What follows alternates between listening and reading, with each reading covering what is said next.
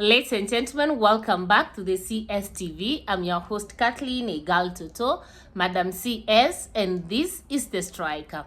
Stay tuned and have it true and real.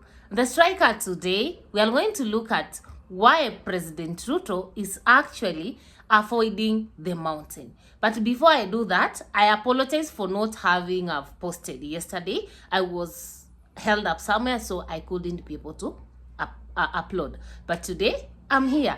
So the president is actually avoiding the mountain. If you look at the recent tours that the president is doing in the country, literally by design the mountain is not part of his tour diary. You understand? Actually, after the impeachment of Rigathi Gachagua, we have seen less of the president's visits to the mountain. Most of the trips and the tours that the president has done, he has done in the coast, he has done in Ruo Nyanza, he has done in Western Kenya, and last week he completed his 3 days tour of the North Rift. If I take you back to history, up to 2022, during the electioneering period, if there's one region that the president actually capitalized on, was Mount Kenya region.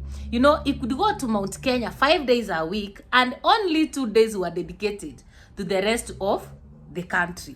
And Mount Kenya that particular time gave the president a lot of votes actually. But now, he seems not to be so much interested with this mountain. Whenever, you know, he has to appear in that mountain, he would only send his speech, which in some cases has been rejected. You understand? And he seems to receiving some good, he seems to have some good reception in Ruo Nyanza, in Western, in North Rift, and in the coastal part of Kenya. And when he's going to these places, he seems to be opening projects, you know, commissioning projects, KMTC, a road, rural electricity connectivity, all those stuff. So one could wonder, why is the president deserting the region that actually gave him a lot of votes in 2022 and is going the other way? You understand? I've always said in politics, nothing happens by accident. Everything happens as a design, either as a political card or a political strategy. And in this discussion, we're going to find out why is the president avoiding the mountain.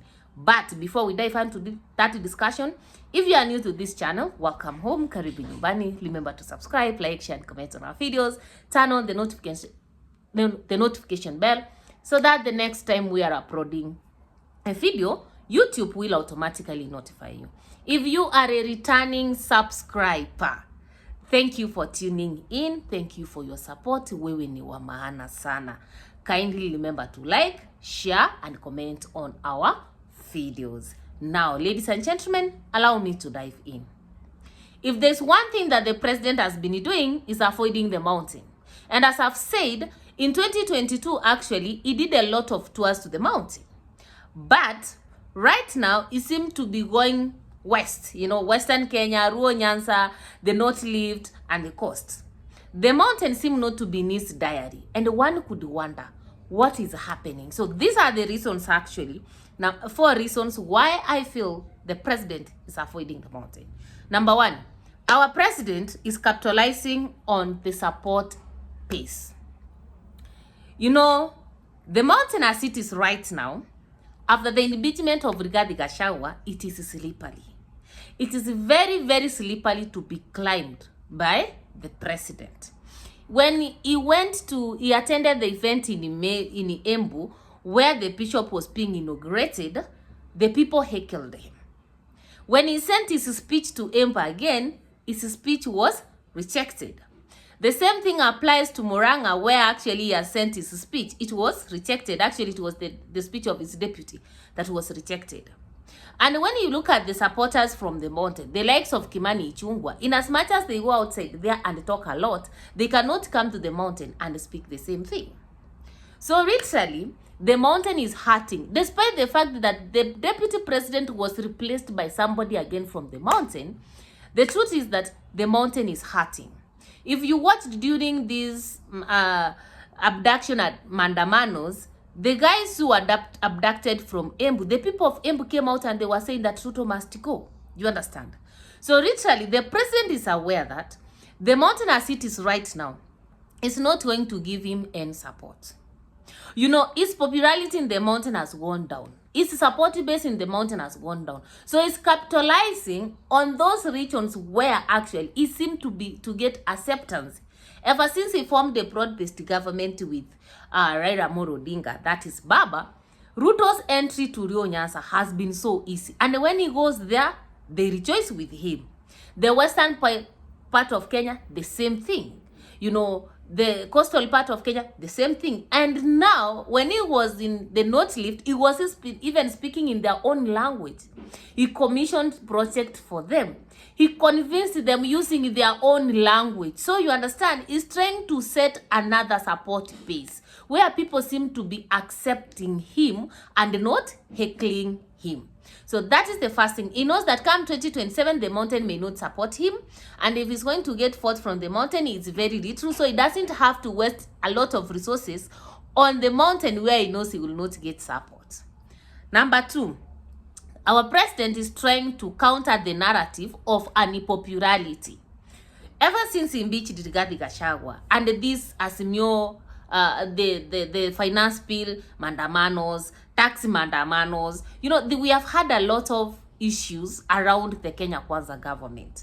And even opinion polls have been showing that, you know, the Kenya Kwanza government is losing popularity among the people. So President Ruto will not want to go to the mountain where his speech is rejected. He will not want to go to the mountain where he's heckled, because if he's heckled there, if he goes there and is heckled, he could be affirming to these polls that actually is becoming unpopular, and that will hurt him politically. So what he's doing actually is going to where people are receiving him. If you are very keen, when he was in Lot Lift, he was asking people, hey, na mmekuta wengi, ni nini naendelea ama ni salamu tu? And these people were very happy. Whether these people were taken there or they just came by themselves, is trying to prove a point that I'm not unpopular. There are regions where I'm going and I'm being accepted. He goes to the coastal part of Kenya, they cheer him up. He goes to Nyanza region, when he's with Baba, the reception is wild. He goes to Western Kenya, very wild reception, people are receiving him, is very happy, is commissioning projects. He goes to North Lift, very nice reception, the people are remain, is commissioning projects. So literally is trying to counter the narrative that is unpopular. Literally is trying to say, you people are popular, still I'm the president, still I'm the most popular person, like, it doesn't matter. The only region that maybe has a problem with me is one region, but these other regions are okay with me. Number three, the president is out to make the mountain feel guilty and feel jealousy of other regions. And now this is why I'm saying this. When he's going to these other regions, he's going there and commissions projects. You know, whether these projects are starting or not is a thing of another. It's another thing, because in the past you have seen projects being commissioned and then recommissioned like that. You can refer to Kebaso Morara Fambaya Diaries. But everywhere the president is going is commissioning projects. So literally, it's trying to make the mountain feel like, okay, falling out with President Ruto is doing the mountain more harm than good, because no project is being commissioned in the mountain. You know, so it's trying to kind of punish them, making them feel guilty, you know, kura kiburi yenu. And maybe things by doing that, by the end of the day, they will start, you know, now, actually sisi ndio tunaumia. Maybe the members of parliament will come and start telling the constituents, sisi ndio tunaumia, let's accept the president, maendeleo kuje nyumbani, you see Raila accepted the president, maendeleo inaenda Ruo Nyanza, inaenda Western, inaenda the coast. Now, he's trying to make the mountain feel guilty, be blamed for the underdevelopment, like, you are the reasons why I cannot come here to commence or to commission project. So you have to accept me, you have to show me some respect so that I can come to the place. And finally, our president is in panic mode. Panic mode because there's so many people want to fight for president. The people of this country, Kenyans, are becoming wild and wild, especially on the social media every day. He's been ranked the second most corrupt leader in Africa. You know, the people are complaining here at home. His speeches are being rejected. So I think it's in panic mode in a way that it does not want actually to go and do more harm to himself. You understand? He's trying to look for where he can get shelter, where he can get some peace of mind. Like, he's addressing people, but he has some peace of mind. It does not want to go to address people. And it's like, will my convoy be heckled? Will people start singing Ruto must go? He's so much troubled, and that's why he wants to do a lot of campaign at home. And of course, maybe it's going to pay or it's not going to pay off. But those are my opinions. What are your opinions? Why do you think the president is avoiding the mountain?